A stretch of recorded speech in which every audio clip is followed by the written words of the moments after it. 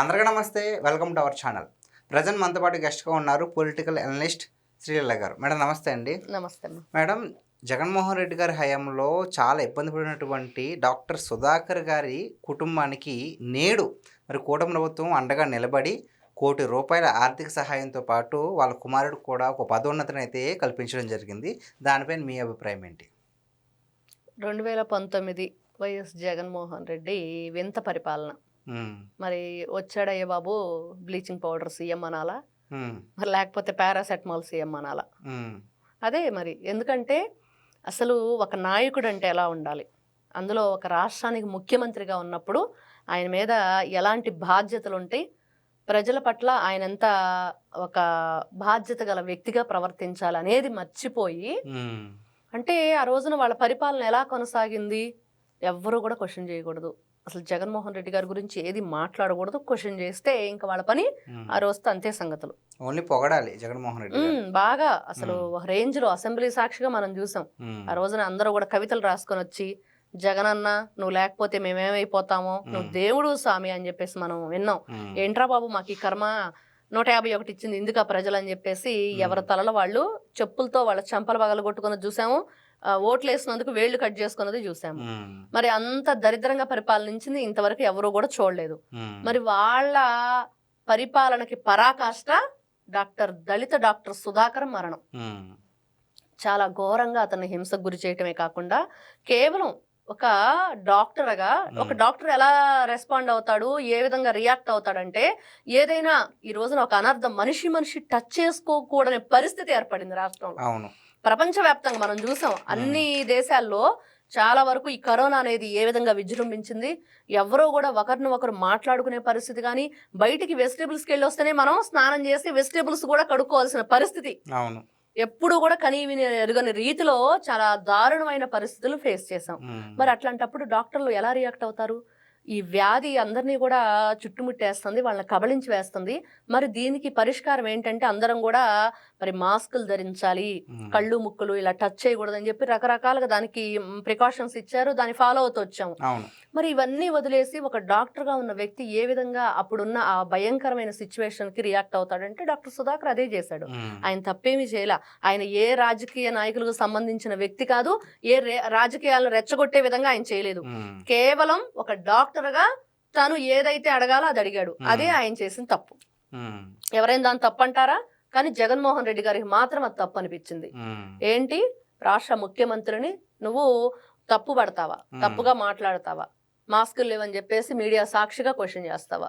నేను ఆ మధ్య ఒక డిబేట్లో పార్టిసిపేట్ చేసినప్పుడు నాతో పాటు ఒక వైఎస్ఆర్సీపీ వ్యక్తి కూడా వచ్చారు ప్యానెల్ సభ్యుడిగా. వచ్చినప్పుడు అతను అన్నాడు, నేను ఇదే క్వశ్చన్ రైజ్ చేశాను. మరి జగన్మోహన్ రెడ్డి గారు అధికారంలో ఉన్నప్పుడు డాక్టర్ సుధాకర్ గారు ఏమడిగారండి? మాస్క్లే కదా. మరి ఆయన ఎందుకు పెడరెక్కలు విరిచి అర్ధనగ్నంగా రోడ్డు మీద వేసి పిచ్చాడని ముద్ర వేసి మరి ఆటోలో తీసుకువెళ్ళి ఆయన మరణానికి కారణం అయ్యారంటే, వాడు ఇలానే మాట్లాడాడు. వాడు మా జగన్మోహన్ రెడ్డిని ఎలా తిట్టాడో నీకు తెలుసా అని అన్నాడు. అంటే తిడితే చంపేస్తారు. నేను అదే అన్నాను, తిడితే చంపేస్తారా? తిడితే ఆ విధంగా అంత నిర్దాక్షిణంగా, అంటే వీధి కుక్కలను కూడా అలా ట్రీట్ చేయరేమో, పిచ్చి కుక్కలను కూడా అలా ట్రీట్ చేయరేమో. చాలా దారుణంగా ప్రతి ఒక్కరికి ఈ రోజున తలుచుకున్న ఆ వీడియో చూసిన, ఈ రోజున దళిత సంఘాలు అంటారు కదండి, ఆ రోజు ఎక్కడికి వెళ్ళిపోయారు వాళ్ళందరూ? సుధాకర్ గారిని అంత దారుణంగా హింసిస్తుంటే వాళ్ళు ఎందుకు క్వశ్చన్ చేయలేదు? కనీసం వాళ్ళ కొంచెం అన్నా అనిపించలేదా మా దళితుడు అని? ఈ రోజున ఏదైతే క్యారెక్టర్ను కానీ ఆ కులం గారి మాట్లాడితే ఎస్సీ ఎస్టీ అట్రాసిటీ పెడతామంటారు. మరి ఈ రోజున డాక్టర్ సుధాకర్ గారు ఆ విధంగా అవటానికి కారణం వ్యక్తుల మీద పెట్టాలి కదా. అవును, మరి అవన్నీ మర్చిపోయి కులాలు అంటే ఎందుకు కులాలు అంటే, కేవలం నిన్ను రక్షించుకోవడానికే కులం, నిన్ను నువ్వు కాపాడుకోవడానికే కులం, ఎదుటి వాళ్ళని ఏదన్నా నువ్వు గట్టిగా వార్నింగ్ ఇవ్వాలంటే కులం. మరి ఆ రోజున డాక్టర్ సుధాకర్ గారి విషయంలో ఎవరు కూడా ఎందుకు సపోర్ట్ చేయలేకపోయారు? జగన్మోహన్ రెడ్డి గారిని ఎందుకు ఎదిరించలేకపోయారు?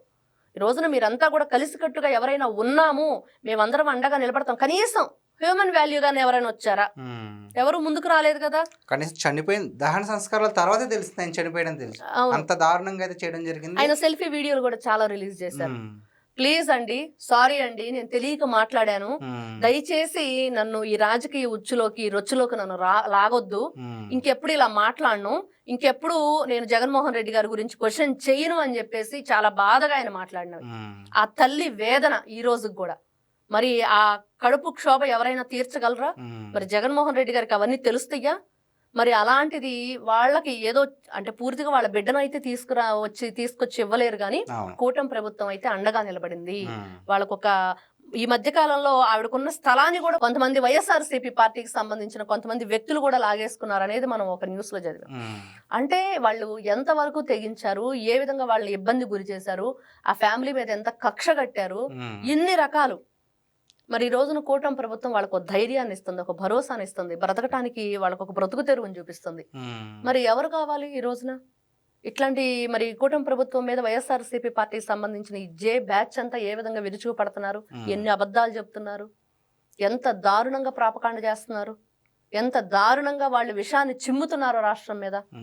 మరి ఇన్ని విధాలుగా కనిపిస్తూ ఉన్నా కూడా మరి రప్ప బ్యాచ్ ప్లకార్డ్స్ పట్టుకునే వాళ్ళు ఎందుకు మారట్లేదు? ఇన్ని విధాలుగా ఉంది. మరి ఇంత దారుణంగా మరి డాక్టర్ సుధాకర్ మరణానికి కారణమైన వీళ్ళు ఈ రోజున నీతులు చెప్తారు. అవును, ఆ నీతులు చెప్పుకోవటానికి చేయటానికి వాళ్ళకి మాత్రం ఖచ్చితంగా అవి మాకు మాత్రం కాదు, ఇవి చెప్పటానికి అన్నట్లు ఉండిద్ది. చేయటానికి మాత్రం ఎవరు ముందుకు రారు. మరి ఈ రోజున దాని గురించి మాట్లాడినా కూడా ఎవరు కనీసం పక్కకు నెట్టేసే పరిస్థితి, కానీ ఆన్సర్ మాత్రం చేసే ఇది వాళ్ళ దగ్గర లేదు. కేవలం ఆర్థిక సహాయం మాత్రమే కాదండి, సుధాకర్ గారి అబ్బాయికి మరి ఒక ఉద్యోగాన్ని కూడా, ఉన్నత ఉద్యోగాన్ని కూడా కల్పించడం జరిగింది. దానికి మీరేమంటారు?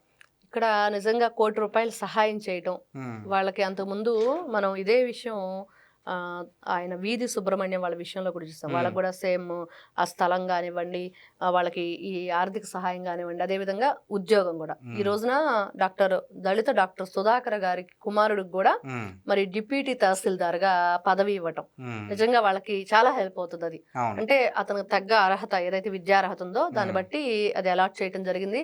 ఖచ్చితంగా కూటమి ప్రభుత్వం మంచి ప్రభుత్వం, ఎవరికైనా అండగా నిలబడుతుంది. ఈ రోజున ఇదొక్కటే కాదండి, ఈ రోజున సుధాకర్ గారు మరణించారు, వాళ్ళకి సహాయం చేశారు అంటే వైఎస్ఆర్సీపీ పార్టీకి సంబంధించిన వ్యక్తులు నారా లోకేష్ గారికి ఒక్క పోస్ట్ పెడితే చాలు. ఎవరు వాళ్ళు?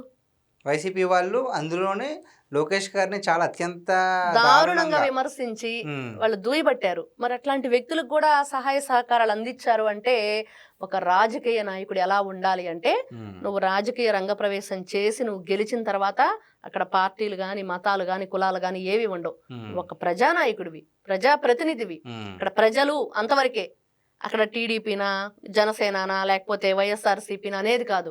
ఆ విధంగా ఆలోచించగలిగారు కాబట్టి నారా లోకేష్ గారు వెంటనే స్పందించారు. వెంటనే వాళ్ళకి ఆర్థిక సహాయమా, లేకపోతే వాళ్ళకి ఏంటి ఆ రోజున హెల్త్ ప్రాబ్లం ఉంటే చేశారు. అది ఒక నాయకుడికి ఉండవలసిన లక్షణాలు ఏంటి, నాయకుడు అంటే ఏ విధంగా ఉండాలి, ప్రజలు ఎలాంటి నాయకుడిని కోరుకుంటారంటే నిలువెత్తు నిదర్శనంగా అక్కడ తండ్రి కొడుకు. నిజంగా అక్కడ తాత దగ్గర నుంచి ఏ విధంగా తరతరాలుగా అది వచ్చింది. నందమూరి తారక రామారావు గారు, తర్వాత నారా చంద్రబాబు నాయుడు గారు, ఈ రోజున లోకేష్ గారు. మరి అదే కావాలి. మరి అది కూడా మిగతా నాయకులు ఎవరైతే ఈ రోజున మనం 2019 నుంచి 24 మధ్య వాళ్ళ ఎజెండా ఏంటి, ఎవరిని టార్గెట్ చేశారంటే టీడీపీ అనే వాళ్ళని టార్గెట్ చేయటం, కమ్మ అనే వాళ్ళని టార్గెట్ చేయడం జరిగింది. కాబట్టి ఇవి వదిలేయండి దయచేసి. మీరు రాజకీయాన్ని రాజకీయంగా, గౌరవంగా, రాజసంగా చేస్తే బాగుండిద్ది. Thank you madam. నమస్తే.